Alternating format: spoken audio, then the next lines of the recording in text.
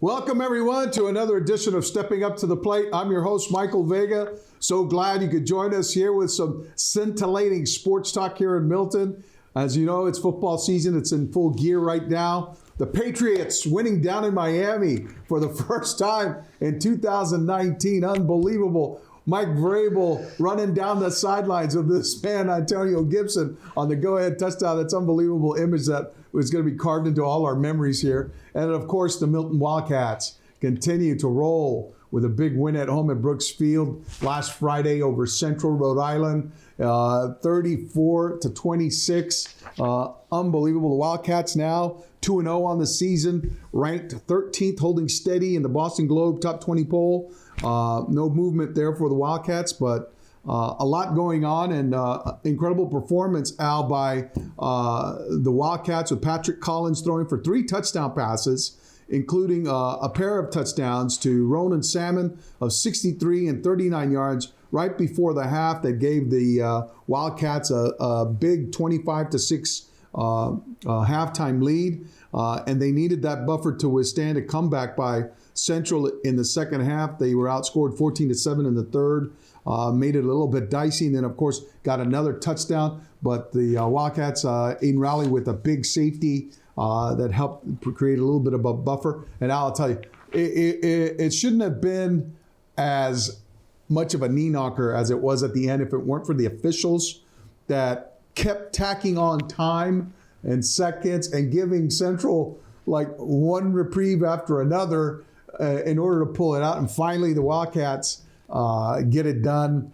I think much to the relief of Coach Steve Dembowski and the rest of the people there who came out to Brooks Field. And this week, the Wildcats are back home, part of this homestand, and they'll be hosting what do they got? They got Framingham. 6 o'clock on Saturday. It's going to be a big night here in Milton, big day in Milton. We got Porch Fest going on now, and then you've got the Wildcats. So I hope to see everyone out there. I'm going to try and get out to Porch Fest and partake, and then get over to the Wildcats. Al, you're more than welcome to come join if you'd like. We'll be there to call the game for instead of Mr. Jackson Lang, the voice, who will be absent. So at any rate, looking forward to that. And Al, what an exciting win for the Patriots as well. My main Al Prizzuti, main man, what's going on? And what was your thoughts on that big 33-27 win down in Miami? Well, I thought it was a fun game to watch because you didn't know. It was up and down, down, my God, yeah. Going one side to the other. I thought the two keys, two keys, positive keys, and one negative.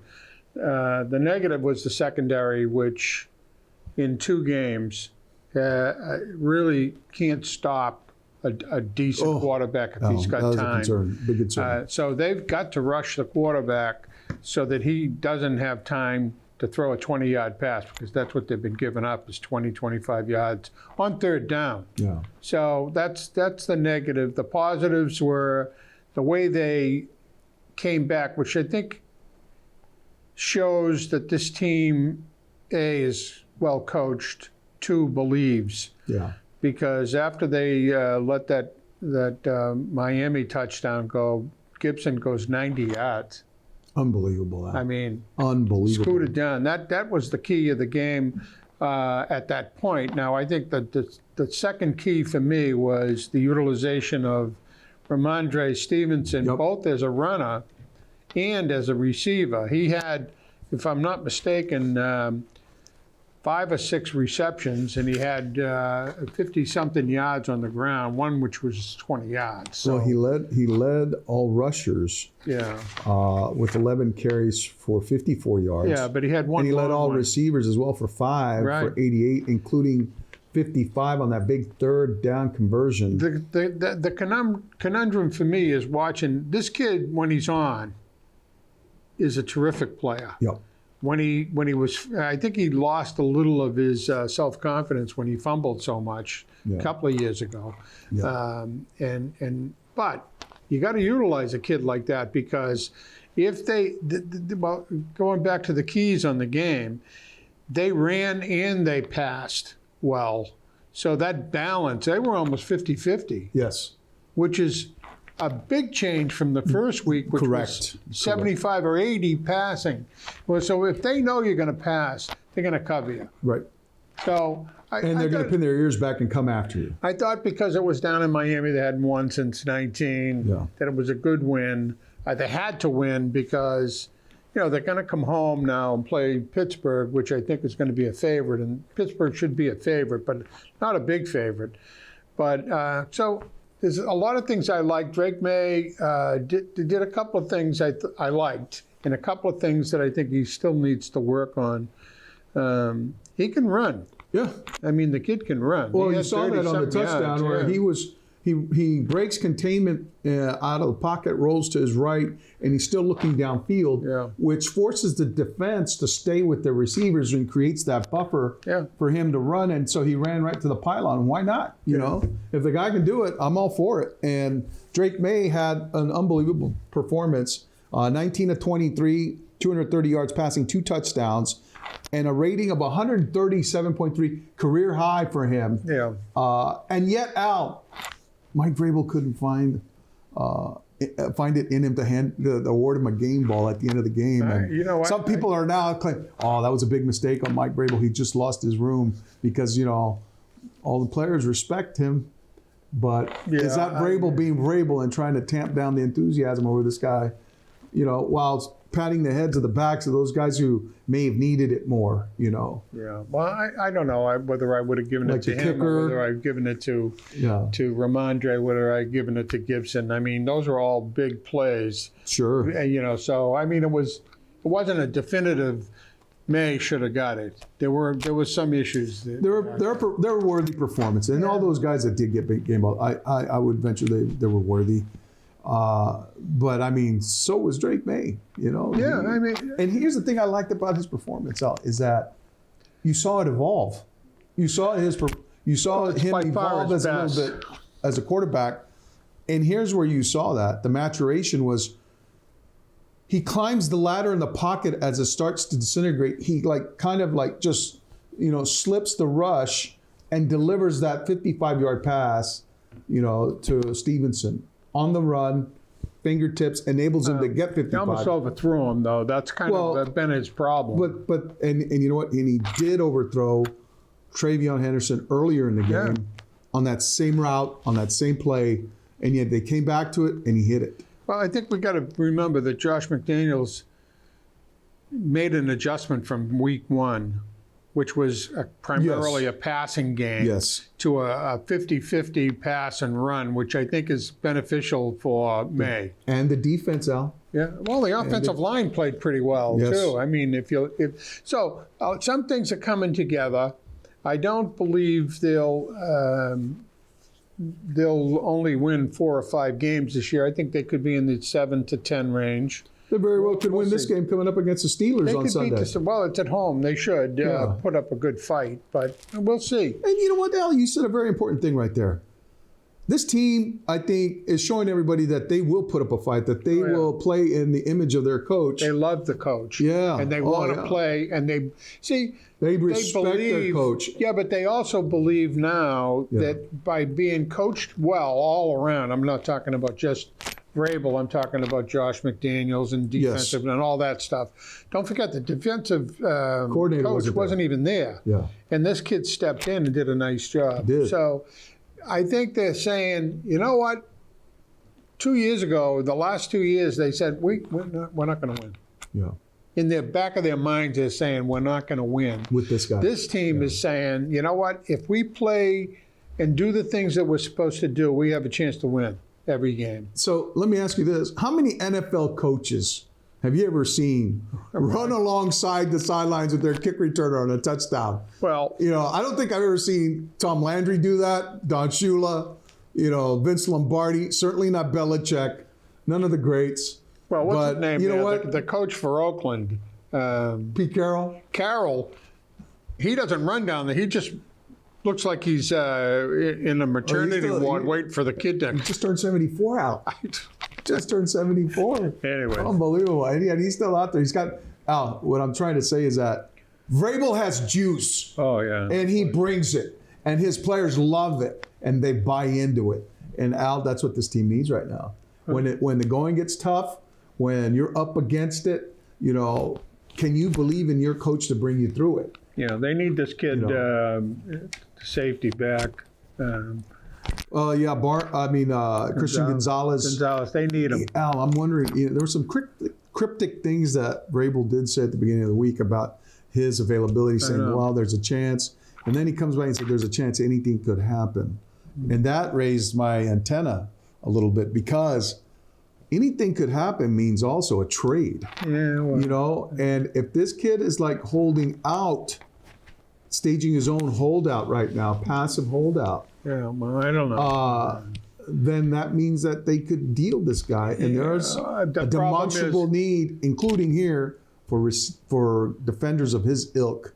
I think. Yeah, but here's the issue: the fact that the first 2 weeks, that was probably the weakest aspect of this team in the first 2 weeks, would indicate that they're not going to do anything with him, and that they're just trying to protect him until he's 100%.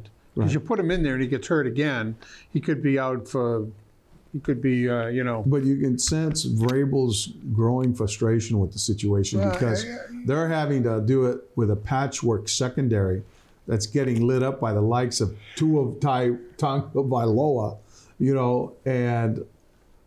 and Geno Smith in the first week, Al.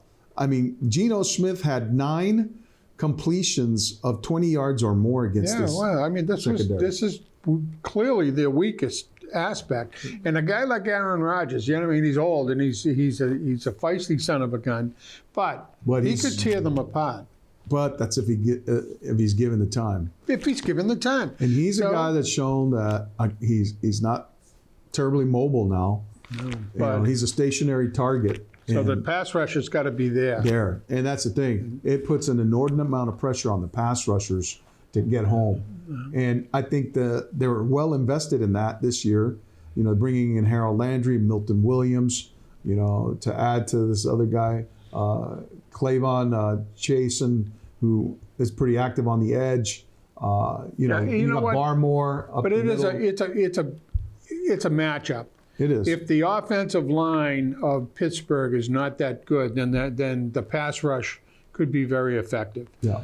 If like the Patriots last week, their offensive line played better than I've seen them play in a while, and May is the type of guy that he can run.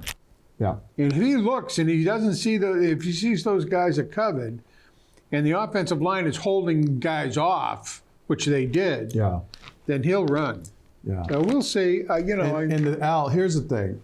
Fun to watch now. It is. It is fun, but Al, their test is going to be up against a line that could protect for a quarterback who can throw. Yeah. And the only one in the division right now who has that, the team that has both those things, is the Buffalo Bills. Yeah. And Al, I'm going to be watching that game through my fingers, because I suspect Josh Allen's going to have a field day. I don't think he'll have Josh any Allen problem will have a beating the field day with Patriots. this team, against this team. I mean, he's the best quarterback in that division. He could be the best quarterback in the football. league. In the league, I think so. You know what? And that's the team I like to see win the Super Bowl this year. I think they're going to do it. I think they have a lot of the elements in place. I mean, look at Kansas City, 0-2. Unbelievable, Al. I mean, I watched that game, and here's my. They were clearly outplayed by Philadelphia. I'm going to go out on a limb, Al. What is it? September? Mid-September? I'm going out on a limb. Here it is. All right, let's record this. Super Bowl matchup: Philadelphia Eagles versus the Buffalo Bills. Yeah. That's going to be it right there. Could be. And who's going to win that one? Bills. Yeah, I think the Bills. Although, Jalen Hurts is he's not, and I say this with the the caveat that they stay healthy. Those quarterbacks stay healthy. That's football. That's sports. Yeah. I mean, look at the Bengals. They're out now. They're down to their backup, and they had to sign their practice squad guy. Yeah. Now they got to get through the season with Jake Browning, with Joe Burrow out. What does that do to their Super Bowl hopes? Their postseason contention. And all of a sudden they're going down in a tailspin, you know, and so those are the things that you got to ward off, you know, and it'll be interesting. NFC West looks like it's going to be pretty interesting too. Yeah. You know, I think watching some of these games, I mean, there's a little more. I don't like the kickoff. I think that's a mistake. but without that, the Patriots don't score on that play. I just think it's a mistake. I mean, it looks like, you know, it doesn't look like anything. The guy kicks the ball. Nobody can run. Nobody can do it. Stupid. Well, it puts a lot of pressure on the kicker too, as we saw with Borealis. Well, Andres Borealis has got about another week. Yeah. I mean, how do you miss? You're telling him not to buy green bananas. Is that what you're saying? Then all he has to do is get it into that zone on the you know. He hit a 53 yarder too. Yeah, 53 yarder anyway. that he knocked through there. But that's what I'm saying. This team is more interesting than the last 2 years, where you knew they were going to lose, and they did. Yeah. This team, you hope they win. They do sometimes. They might not other times.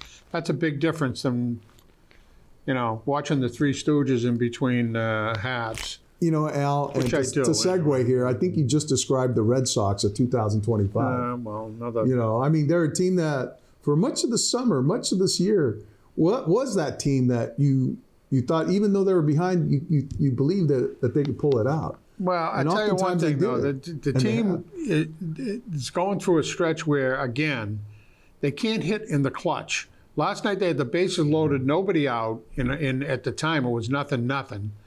And couldn't get a fly ball? Yeah. I mean, Cedeno Raphael strikes out. Yeah. I mean, Jesus. How about throwing down a bunt, Al, in that instance? Well, I mean, I think a bunt would have been chaotic. Guys don't know chaotic. how to bunt. But. Well, a bunt would have been chaotic because he has the speed to get on base, and then you got the guy coming charging down the line from third. If you watched that game last night, Story had 3 hits. I know. He stole 2 bases. Yeah, he had a game, Al. He's had a season. I mean, let's be honest about it. He's got 23 or 24 home runs, 91 RBIs. I think he's the reason they were able to weather that little rough patch when they had, Bregman out of the lineup. You know, if he don't start hitting, we're at a point now where they hope they don't sign him to a long-term contract. Everybody was talking about he's costing himself money. 50 years, and now I don't know. Al, the kid early should have pitched. They should have let him pitch. Finish. Yes, Al. One more inning. One more. Let him go out in a blaze. He struck out 7. He struck out 18 guys in 10 innings. I know, he could have got 9 if he wanted to. It struck out the side there.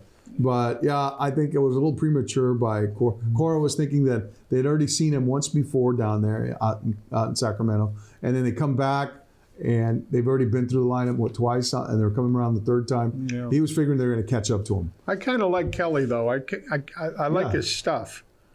You know, he's got some mustard when he needs it, but he also has some stuff.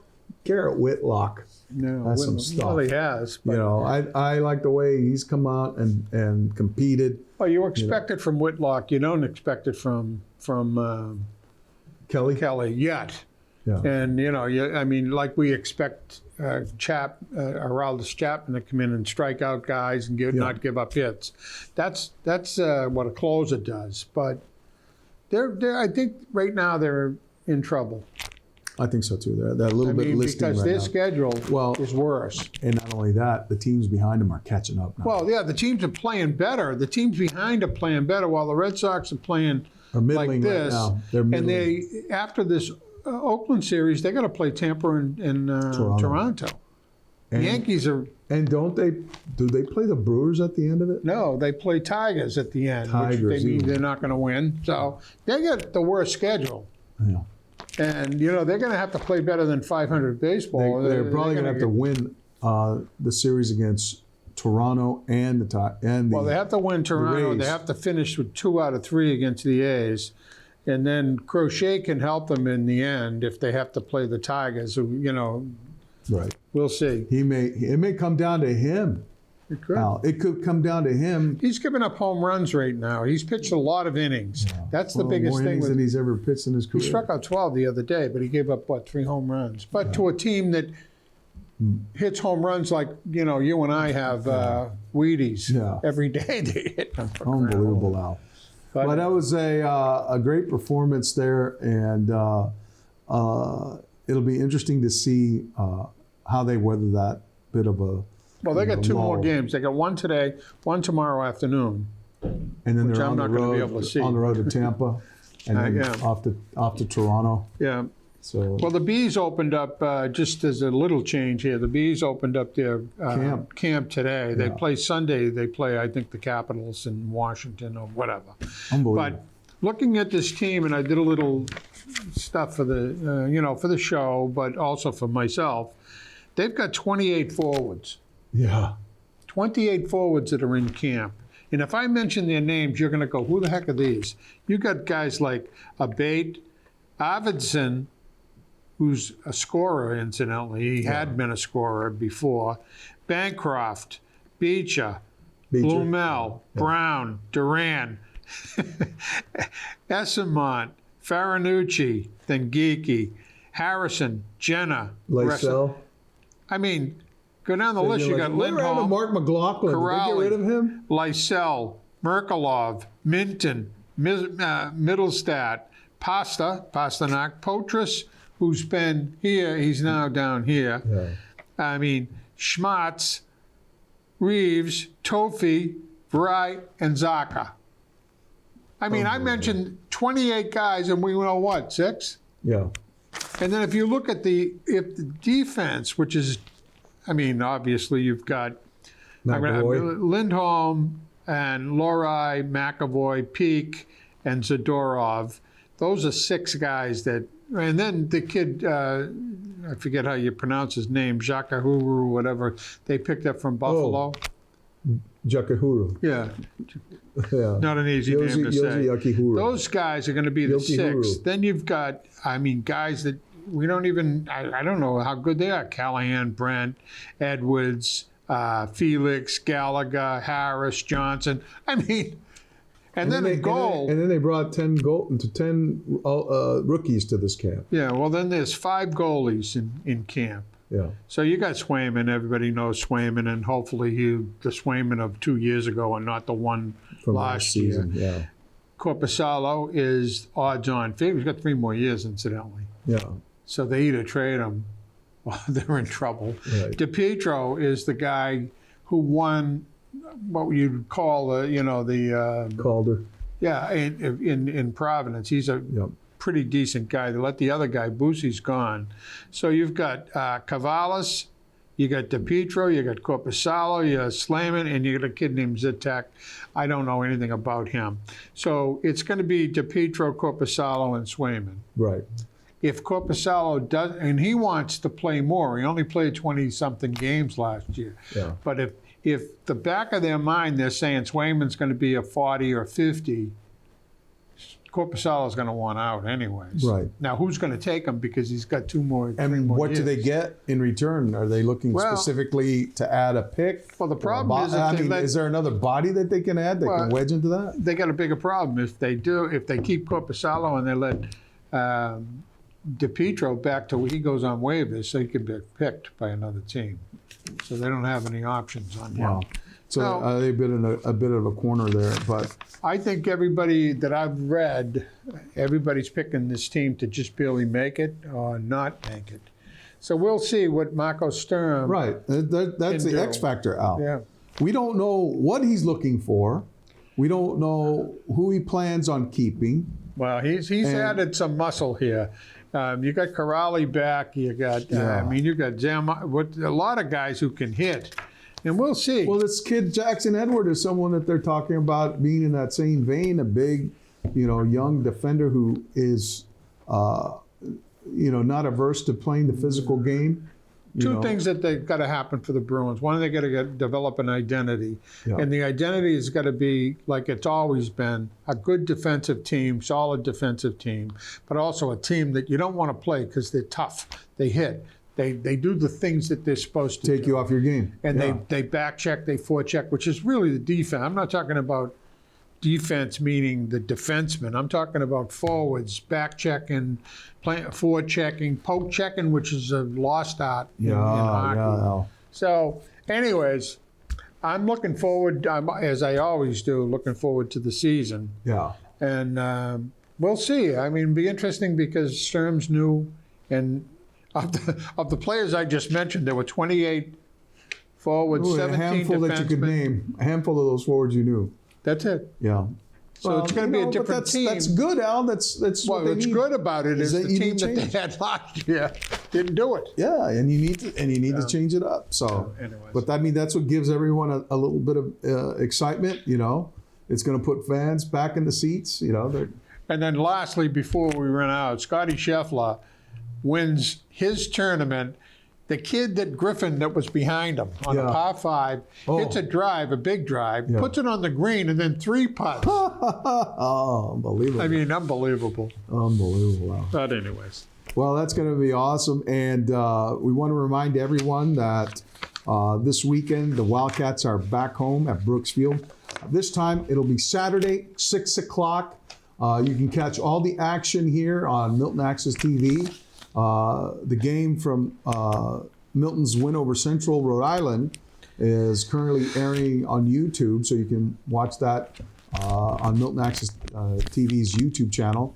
And you can catch that in its entirety if you want to go back and check that out. And as I said, we'll be there to call the action on Saturday, 6 o'clock. Hope we see you all there. All righty, everyone. Thanks for joining us, and we'll see you next time here on Stepping Up to the Plate. Take care.